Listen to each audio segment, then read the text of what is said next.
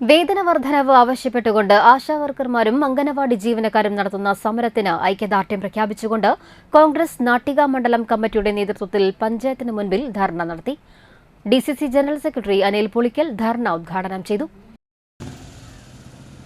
നേതൃത്വം നൽകിയ UPA government നടപ്പിലാക്കിയ പദ്ധതികൾ ആ യുപിഎ ഗവൺമെന്റ് ഈ രാജ്യത്ത് വാർഡടിസ്ഥാനത്തിൽ ആരോഗ്യ മേഖലയുടെ അടിസ്ഥാന ശില എന്ന് വിശേഷിപ്പിക്കുന്ന ആശാ വർക്കർമാർക്ക് രൂപം നൽകി അത് രാജ്യത്ത് നടപ്പിലാക്കി.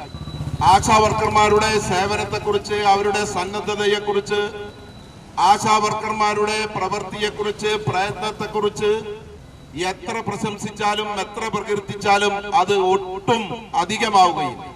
നമുക്കറിയാം, ആശാ വർക്കർമാർ അവരുടെ ജീവിത പ്രാരാബ്ദങ്ങൾ മുഴുവൻ ഇറക്കി വെച്ച് അതിരാവിലെ തന്നെ വീട്ടിൽ നിന്നും ഇറങ്ങുകയാണ്. ആശാ വർക്കർമാർ കാൽനടയായി സഞ്ചരിക്കുന്നത് എത്രയോ കിലോമീറ്ററുകളാണ്, എത്രയോ മണിക്കൂറുകളാണ്.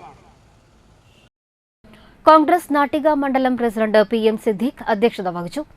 ബ്ലോക്ക് കോൺഗ്രസ് കമ്മിറ്റി ഭാരവാഹികളായ AN Sidhaprasad, CG Ajith Kumar, TV Shine, Jija Sivan, CS Manikandan, PC Manikandan, KV Sukumaran, Mahila Congress ജില്ലാ സെക്രട്ടറി രഹന ബിനീഷ്, മത്സ്യത്തൊഴിലാളി കോൺഗ്രസ് ജില്ലാ secretary PC Jayapalan, block president Babu Panakkal, Bindu Pradeep, Madhu Anthikad, പ്രവാസി Congress Nattika block president AK Vasan എന്നിവർ സംസാരിച്ചു.